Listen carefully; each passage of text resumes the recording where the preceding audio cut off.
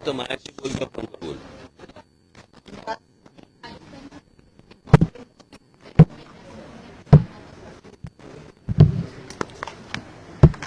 तोंडात घालायचं लांब ठेव ना जरा. किती वर्षांनी आलात? किती वर्षांनी आलात वास्तू द्या.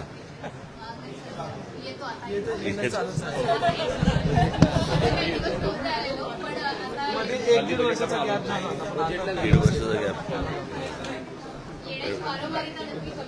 हो, कारण मी जवळपास 4-5 वर्षांनी येत असेल.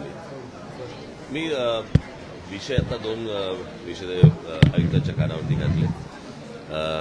एक विषय म्हणजे मुंबई शहराच्या जमिनीखालून जाणाऱ्या ज्या केबल्स आहेत, मग त्या रिलायन्सच्या असतील, अदानीच्या असतील किंवा इतर ज्या काही आहेत. आज मुंबई महानगरपालिकेची एकूणच आर्थिक परिस्थिती काही चांगली नाही आणि अशा परिस्थितीमध्ये त्यांच्याकडनं येणारे जे पैसे आहेत ते महानगरपालिका का घेत नाहीये. आणि त्यांनी आता सांगितलं की तो राज्य सरकारने निर्णय केलेला आहे. परंतु मला असं वाटतं की आता आयुक्तांकडनं राज्य सरकारला ते त्या प्रकारचं पत्र जाईल आणि महानगरपालिकेला मिळणारे जे पैसे आहेत ते घालवू नयेत महानगरपालिकेने, अशी आमची इच्छा आहे. कारण एकतर जीएसटी नंतर ऑक्ट्रा बंद झाला आहे आणि ऑक्ट्रा बंद झाल्यामुळे महानगरपालिकेवरती खूप ताण आहे.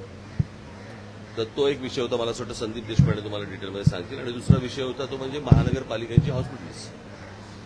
या हॉस्पिटलवरती मुंबई महाराष्ट्रातनं येणाऱ्या पेशंट्सचा विषय नाहीये, परंतु परराज्यांमधनं येणाऱ्या पेशंट्सचा जो विषय आहे तो इतका लोड या सगळ्या महानगरपालिकांच्या हॉस्पिटलवरती येतो आणि त्याच्यानंतर सगळे परिस्थिती बिघडते अशी. बरं, या सगळ्या गोष्टींचं ओझं व्हायला लागते मुंबई महानगरपालिकेला.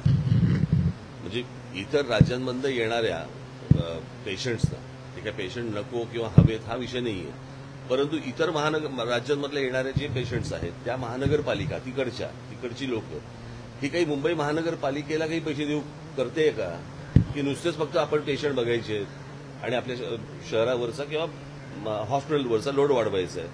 तर या दृष्टिकोनातनं काही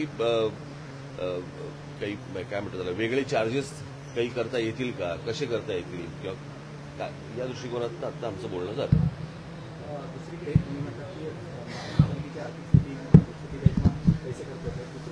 त्यांनी राज्य सरकारचं जवळपास 5-6 हजार येणं महानगरपालिकेचं बाकी आहे. 5-6 कोटी 5-6 कोटी येणं बाकी आहे.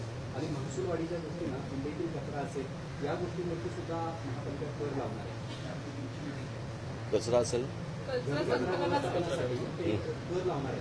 100 रुपयापासून कचरा संकलनाचं बोलायचं ना. आमचं तेच म्हणणं आहे या सगळ्यामध्ये की जर तुम्ही कचरा संकलनासाठी कर लावताय, आज ज्या झोपडपट्ट्या आहेत जिथे अनधिकृत जी कमर्शियल जागा पण आहे तिथे पण तुम्ही कर लावताय, तर मग महानगरपालिकेच्या जमिनीखालनं जाणाऱ्या ज्या 42 युटिलिटी आहेत त्या युटिलिटीपैकी किती लोकांकडनं आपण कर वसूल करतो.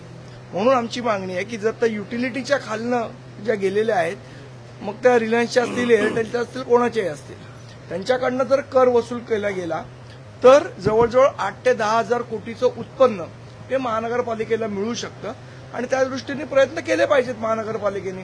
म्हणजे राज्य सरकार पण आपल्या जी येणी आहे ती देणार नाही, बोजा पण आपल्यावर पडणार, तर मग महानगरपालिका पैसे कुठणार ना. सगळ्यांना तुम्ही टॅक्सेस लावणार, मग या कंपन्यांना का नाही, कळलं का? बरं, ह्या काही धर्मादाय संस्था नाहीये, या प्रॉफिट घेतातच आहेत त्यांचा, ते पैसे कमवतातच आहेत. मग महानगरपालिकेने पैसे का नाही घ्यायचे यांच्याकडनं, एवढा फक्त विषय आहे. मला असं वाटतं आयुक्त त्याच्यावरती काम करतील आणि पुढे कारण हा राज्य सरकारने घेतलेला निर्णय असल्यामुळे माझी त्यांची नोट गेल्यानंतर माझी मुख्यमंत्र्यांची याच्यावर बाबतीत चर्चा होईल, पुढे काय होईल नाही.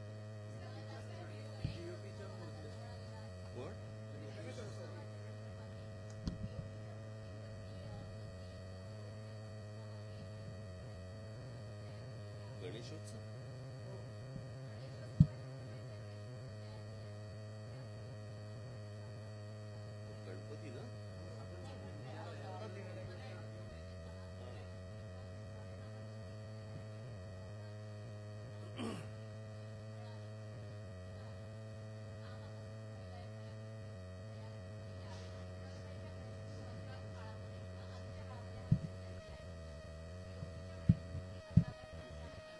मला एवढंच फक्त म्हणायचं ना की या सगळ्या याच्यामध्ये मूर्तीकारांनी पण आता विचार केला पाहिजे की दरवेळेला जर समजा हीच गोष्ट येणार असेल तर त्यांनी गोष्टी बदलल्या पाहिजेत. प्रत्येक वेळेला बनवायच्या आणि त्याच्यानंतर तुम्हाला माहिती आहे की सरकारचं काय म्हणणं आहे ते कुठच्याही सरकारचं, तर त्याच्यामध्ये बदल हा त्यांनी मूर्तीकारांनी आता ह्याच्यापुढे केला पाहिजे ना. तोच प्रश्न दरवर्षी कसा काय येतो.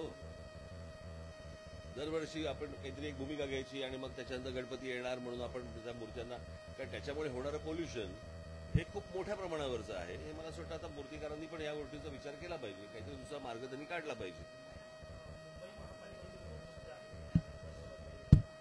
पालिकेची शाळा